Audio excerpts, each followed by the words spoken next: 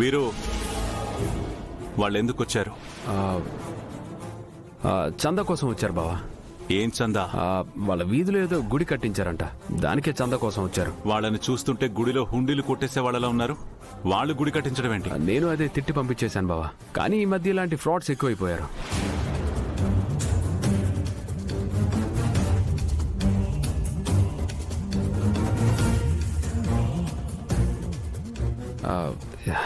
ఏంటి బావా అలా చూస్తున్నావు? Any problem? నువ్వే ప్రాబ్లం. నేనా?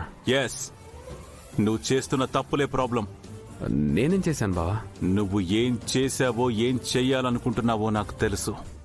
నాకు తెలుసు అనే విషయం నీకు తెలుసు.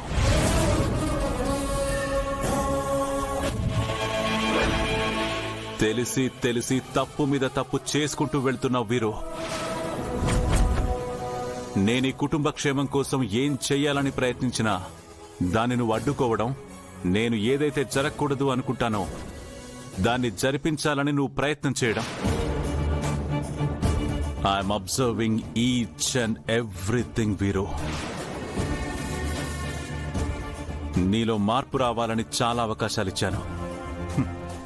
మార్పు రాకపోగా చాలా విషయాల్లో నీ మీద డౌట్స్ రైజ్ అవుతున్నాయి. స్కెచ్ ఆర్టిస్ట్ రామనాథం గారు మన ఇంటికి వచ్చినప్పుడు దేనికొచ్చారని అడిగితే ఏదో ఇంటి అడ్రస్ కోసం వచ్చారు అన్నావు. అది నిజమా అబద్ధమా? ఆయన అడ్రస్ గురించి అడిగారు, నేను అదే చెప్పాను. మీరేదేదో ఊహించుకుంటే నాకేంటి సంబంధం?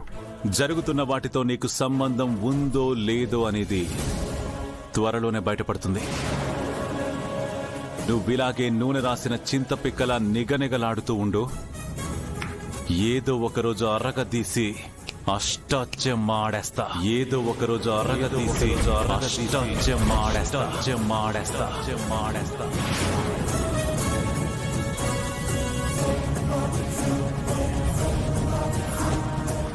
ఏం చెప్పాలి? నేనిక్కడ ఎంత సఫర్ అవుతున్నానో చెప్పాలా, లేదా ఎవ్రీ మినిట్ కొత్త ప్రాబ్లమ్స్, కొత్త టాస్క్లు ఎలా బేర్ చేస్తున్నానో చెప్పాలా? ఏమైందా? కూతుర్లాగా యాక్ట్ చేస్తే చాలు, కోరినంత డబ్బిస్తానో అన్నారు. ఓకే. తర్వాత పెళ్లికి సరే అంటే కోట్లొస్తాయి అన్నారు. దానికి ఓకే. ఇప్పుడు పులిబోన్లో తలపెట్టినట్టు రుద్ర ఉన్న ఇంటికే కోడలుగా రావాలంటుంటే దానికి కూడా ఓకే అన్నాను. మీరు చెప్పినట్టు వింటుంటే కోట్లు రావడమేమో గాని లేని కష్టాలన్నీ వస్తున్నాయి. అసలు విషయం చెప్పకుండా ఏంటి నాన్సెన్స్? ఆ విశ్వనాథ్ గంగతో పాటు నన్ను కూడా బాక్సింగ్ నేర్చుకోమని ఫోర్స్ చేస్తున్నాడు. ఆల్రెడీ బాక్సింగ్ కిట్ కూడా తెప్పించి ప్రాక్టీస్ కి రెడీ అవ్వమని చెప్తున్నాడు. ఏసీలో రిలాక్స్డ్ గా ఉండే నేను ఎండలో పడి బాక్సింగ్లు రన్నింగ్లు ఎలా చేస్తాననుకుంటున్నావు? ఏదోలా దీని నుండి ఎస్కేప్ అయ్యే ప్లాన్ చెప్పు. నో వే జయ. ప్రెసెంట్ మనం కాదు నువ్వున్న సిచ్యువేషన్లో డిమాండ్లు కమాండ్లు చేయకూడదు. జస్ట్ అలా ఫ్లోలో వెళ్తూ ఉండాలి. ఎందుకంటే ఇది పులి మీద స్వారీ లాంటిది. ఏమాత్రం బ్యాలెన్స్ తప్పి పడ్డావో ఆ పులికి ఆహారం అయిపోతావు. విశ్వనాథ్ ఏం చెప్తే అది చేయటం తప్ప నీకు వేరే ఆప్షన్ లేదు. నేను కూడా ఈ విషయంలో రిస్క్ తీసుకోను. అంటే నా చావు నన్ను చావమంటావా? రిలాక్స్. విశ్వనాథ్ చెప్పినట్లు చేస్తూ ఉండు. దానికి ఎక్కడ ఎప్పుడు బ్రేక్ అయ్యాలో నేను ఆలోచిస్తాను. మేబీ ఈ బాక్సింగ్ నేర్చుకోవడం నీకు కొత్త ఎక్స్పీరియన్స్ లా ఉండొచ్చు. ఇదే మనకు ప్లస్ అవ్వచ్చు కూడా. All the best. హలో జయ. ఏంటి కాల్ కట్ చేసిందా? తనకి పొగరు ఎక్కువ. బాక్సింగ్ లో ముఖ్యంగా 4 రకాల పంచెస్ ఉంటాయి. Job, cross, hook, upper cut. అర్థమైందా?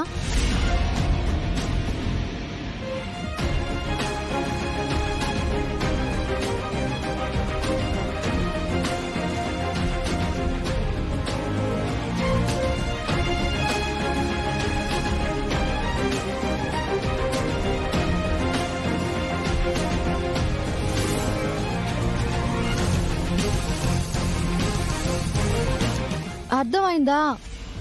అర్థం కాకపోవడానికి నేనేం తెలుగు తక్కువ మొద్దును కాదు.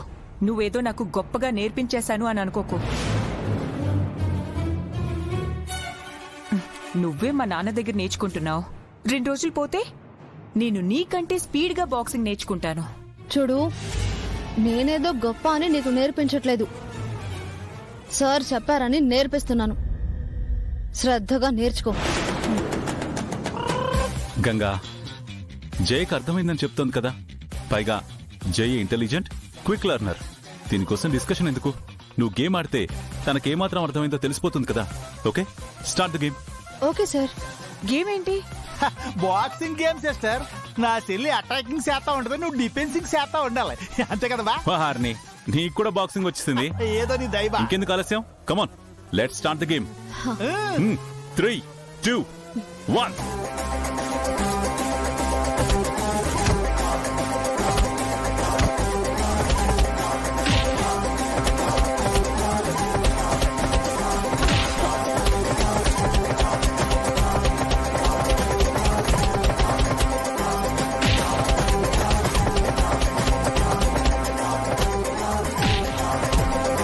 అది అలా కొట్టు. అదేంటి అలా కొట్టేస్తుంది? విశ్వాసానికి తెలిస్తే ఏమంటాడో. ఆట అన్నాక దెబ్బలు తగులుతలేవయ్యా, దానికి అలాగే బుద్ధి చెప్పాలి.